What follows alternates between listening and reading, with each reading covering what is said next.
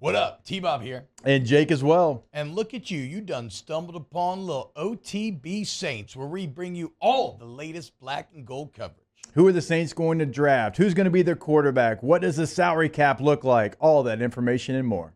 Hope you enjoy it. Like, subscribe. Yesterday, Jake, it is now the second day in a row in which Chase Young has garnered headlines.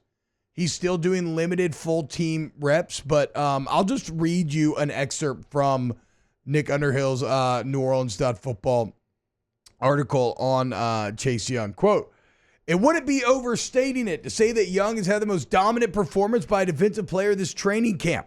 And even if there are other contenders for that title, they weren't as loud as Young's day. Young simply looks different than the rest of the defensive players. Skip a little bit. His traits stand out. He's a freak athlete. And when he's on, he's overwhelming. He had a two-play stretch where you really saw it coming off the left defensive edge. He sacked Derek Carr, following a play-action fake. Then on the next play, he was immediately in the backfield and blew up a reverse to Olave behind the line of scrimmage. He would go on to say he won both of his reps against Fuaga in one-on-ones, which, I mean, welcome to the NFL. Taliese Fuaga, that's a tough assignment there. And it wasn't like he got dominated, it says, and he was about to get in a rep against Trevor Penny. But basically, I guess the bottom line is that Chase Young, who we've seen the potential in the NFL. It's not like he's never been good in the NFL. Maybe he wasn't quite as consistent in Washington as they were hoping for, but when you sign him earlier this year, you have very high hopes, and then you run into the injury, and you kind of wonder, is this going to go down the classic woe is me, everything I want to do goes wrong path? But no, Young seems healthy, Jake, and he seems like he's very motivated, very locked in, and ready to dominate. Yeah, you're talking about a number 2 overall pick in a very deep draft class. Yeah. Not in one that, who's going to be the number 1 pick? The Jags took a D lineman from Georgia. Who? I don't even know that guy. It wasn't one of those.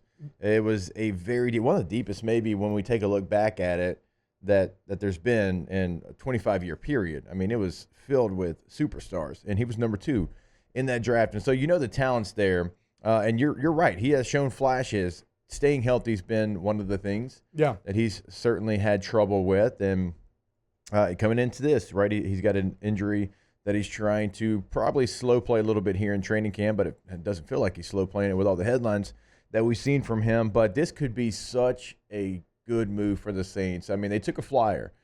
And and when they did, we were excited, but we didn't know about the injury. And then the injury comes out like right after. It's like, oh, man, here we go again. But the Saints saw what it could be, and they took a risk. And so far, the risk is paying off, and now you just hope that he stays healthy because it's something that you need. Like, you're looking for that position. You've got some guys that can do the other thing on the other side. Like, I still like Granderson. Mm-hmm. Certainly we love Cam Jordan, but you don't have an electric pass rusher. You've got good, steady, solid guys, but he would be a difference maker. Yeah, I mean, remember, with Young as a rookie, 7.5 sacks, 4 forced fumbles. Now, kind of lost, got injured for a couple of years in a row. But then again, last year, ended up with 7.5 sacks again. So, I think there's a real chance. And that's after, he was on pace for well over 10 in Washington. He gets traded in the middle of the season to San Francisco, and his production kind of went down until the very end of the year. But I think there's a very good chance that this is going to be Chase Young's. If he stays healthy, I think he'll end up or have a very good chance to end up with a 10-sack season, just given how much they're going to lean on him and highlight him this year. So I think, very exciting that the signing that we were so pumped up about seems to be coming together. Let's get to some of this sound. Let's go to Dennis Allen 3 here, Alondra. This is DA talking about Chase Young's disruptive play. He got more reps today. I think the plan was kind of to try to get him about 3 or 4 reps in each team period. So I'd say he probably got around 9 reps or something like that today in practice, which is maybe about a half to a third of what he might normally get if he was taking full reps. But he's certainly a disruptive player, and you can tell the difference when he's out there. And so now it's really about slowly bringing him along, allow him to continue to get more and more reps so he gets his body in football condition, and then he can kind of make sure he understands what we're trying to do within the scheme. So if conditioning and kind of still learning the scheme are still up in the air, how realistic is it for Chase Young to earn a starting spot? All of my conversations with him and all of our dialect has really been just about him coming in, committing to what we're going to ask him to do, and working his tail off at doing those things and contributing to the team in whatever manner that is. And look, certainly he's out here competing, trying to be the best version of himself. And, if he's one of the best two to have out there, then there's a chance that he's, in the starting lineup. Again, physically, it's hard to imagine he's not one of the best two, though I guess like Cam and Granderson, you got to figure out how exactly that's going to work. But either way, that's a good issue to have to think about. Jake, here's maybe some of the more interesting camp audio that you hear or that you will hear, in that it's kind of, remember when we played Kendra Miller, basically you can't make the team from the, you can't make a club from the tub. Yeah. I didn't quite say that, I'm paraphrasing. But like we've talked a lot of receivers here, right? And we know Chris Olave is great. Rashid Shaheed feels like he's set up for a huge year if he can stay healthy as a number two. We've been talking a lot about Mason Tipton, the UDFA, who Nick Underhill said yesterday is going to make this team. You know who we have not mentioned? A.T. Perry. Let's go to Allen 10, and we'll play 11 after that, Alondra. But here is Dennis Allen on what A.T. Perry needs to do. I'd say he's kind of holding steady right now. I'm kind of waiting to see him, do something that's going to jump up and catch my eye a little bit. Certainly we've seen some other guys, step up and make some plays, some guys that maybe we might not have expected. But I think AT's doing fine. I do think that he's got to, do something to take that next step and make one of those plays that's going to kind of catch our eye a little bit. So AT's doing fine. Is he doing fine enough to make the roster? Well, doing fine in anything's not gonna end up cutting it,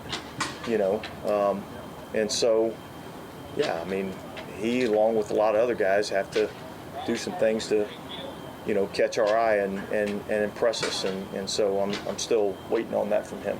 That's kind of a funny turn of phrase. Not going to cut it, so you get cut. I was just saying, like, when your wife asks, how do I look? And you say, fine. We all know what that means. Or, hey, how you doing, babe? Fine. We all know what that means. Yes. Yeah. It's bad. It's not good. I'm not saying it's doomsday, but you got work to do, just like AT's got work to do. Yeah, that doesn't sound great. That doesn't sound then it's so funny how camp really is just it's about making plays. It's about avoiding mistakes, but it's then like to make the team, it's about making plays. And it's funny to hear him talk about, look, basically like other guys have caught our eyes. Like they flashed. It feels like he's talking about Mason Tipton a lot there as well. Yeah, for sure he was. Why is this little 5'9", 171 Ivy League receiver making more plays than the 6'5" all Gazelle ACC from all ACC for Wake Forest? What's going on here? So that's something to keep an eye on, certainly going forward. Maybe the A.T. Perry experiment going to end sooner than we thought. Let's do some Taliese Fuaga sound. We haven't heard a lot from Fuaga thus far, and these are shorter clips, so let's just roll through them. They asked him about switching from right to left tackle. I don't think there's like a lot to it. It's just knowing your assignment, really. It goes from 9 to 8 and 8 to 9. Really just know your numbers and know what is left and right. So what's funny is comparing that answer to Penning's yesterday. Remember? Because I remember when we played. Well, here, okay, Alondra, you getting Penning's? Okay, because like when we played Penning's yesterday, remember I was kind of like, I don't.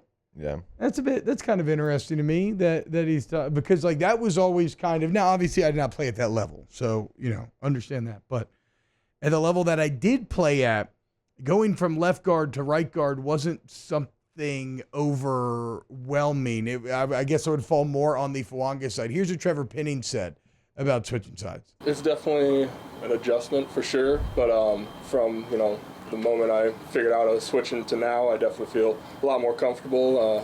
I feel like even going to the left side now would be a little weird. It'd be kind of all backwards there. So, but it's been good so far. Just keep working every day and getting more comfortable with it. And look, to be fair to Penny, maybe he's like just trying to like engage with the question there and be like, that's how committed I am to this new sides. Going back to the old one's weird, but like if you're an NFL tackle, like most of those guys can be pretty interchangeable. Like you keep 7 linemen on the roster because one of them is a swing tackle where you go in left or right. So yeah, I like that Fuaga was like, just numbers are different, even and odd. Here's the biggest thing that Taliese Fuaga's learned thus far. Really just learning the level of competition you're going against. I don't think there's really a big difference in the playbook-wise. It's just every day I'm trying to learn a little bit more and more in the playbook, but I think the quality of the reps is kind of like learning different things with different players. So. And speaking of the quality of the players, how's it facing Chase Young? I think he's a great player. He plays with some speed and power. He has like a lot of different tools he could use. He's a big dude. I ain't really seen players like that in college, so it's just it's a blessing to go against a guy like that. He's good. I mean, that is kind of the theme with Chase Young, is that he's just a giant. He's just bigger than everybody out there. Finally, here's Taliese Fuaga on the chemistry of the offensive line. Just being able to like create a chemistry in the O-line room. I think when we have meetings and stuff, it's we're definitely a lock-in sort of mentality, but we always like to have fun and just learn about each other, learn who's from where, because it's we're all from the United States and all from different kind of places, and we all come to a room, and it's fun to have, but just being able to have that chemistry is just it's a good feeling. Fuaga speaking on the melting pot of America, all American yet from so many different places. I think I think he's going to be really good. I think you have someone. The film looks good. I always think about that Jason Kelce clip where he saw like 2 snaps and was like, "Oh yeah, okay, this guy's got it." But also he sounds very confident in those answers. He doesn't sound overwhelmed. Doesn't sound like he's treading water. So I'm going to be. I like his answers much better than I like Trevor Penning's yesterday. Yes. And unfortunately, it's because one speaks to confidence and one does not. Yeah. And that's one of Penning's biggest problems right now is trying to rebuild said confidence. Wow, just amazing black and gold takes right there, Jake. I don't think I've ever heard any takes that are better than the 2 guys that just gave you that take. And you can keep getting them by going ahead and liking, subscribing, ringing the bell to get notifications when we post. Have a great day. We'll see you on the next OTB Saints.